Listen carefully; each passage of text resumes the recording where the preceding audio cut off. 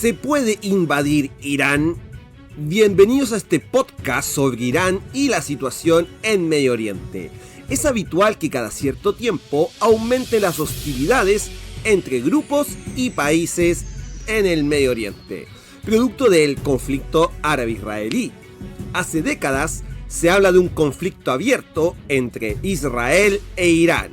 También, luego de la invasión a Irak en 2003, se ha mencionado un enfrentamiento directo entre los Estados Unidos e Irán. Es en este contexto de conflictividad de la zona que siempre surge la misma pregunta: ¿es posible invadir la República Islámica de Irán? ¿Qué podría suceder? ¿Es factible? La respuesta podría ser sí y no, dependiendo de distintas situaciones y contextos existentes en la República Islámica. La geografía de Irán. Para empezar, Irán es un país de proporciones, un estado de gran extensión territorial con distintos accidentes geográficos. El territorio físico de Irán se compone de una enorme meseta llena de montañas, destacando los montes Zagros y los montes Elburz. Una zona llena de trampas naturales para la entrada de un ejército terrestre en caso de invasión. No es un país plano, entre comillas, como lo es Irak, mucho más fácil de invadir con fuerzas terrestres.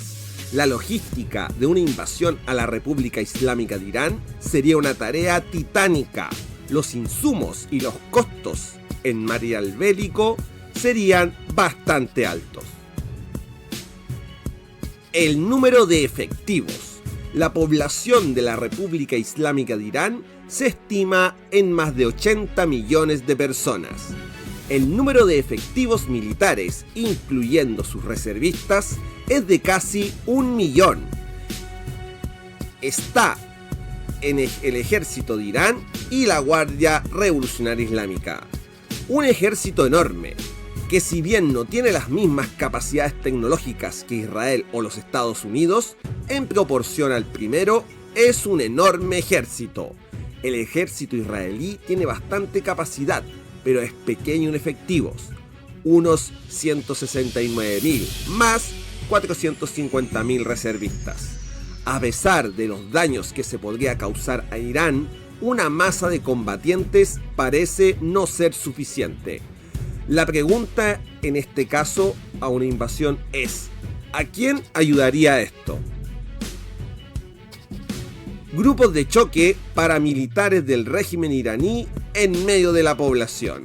Estos combatientes son algo aparte del ejército iraní y de la Guardia Revolucionaria Islámica. Se les conoce como Pasij, grupos de resistencia conformada principalmente por jóvenes adictos al régimen, que gozan de ciertos beneficios estatales. Han sido utilizados para reprimir a la oposición interna a través de amenazas y violencia física. Este grupo tiene más de 100.000 sujetos armados e ideologizados en el joeminismo, pilar del régimen. Estos paramilitares están dispersos entre la población de las grandes ciudades.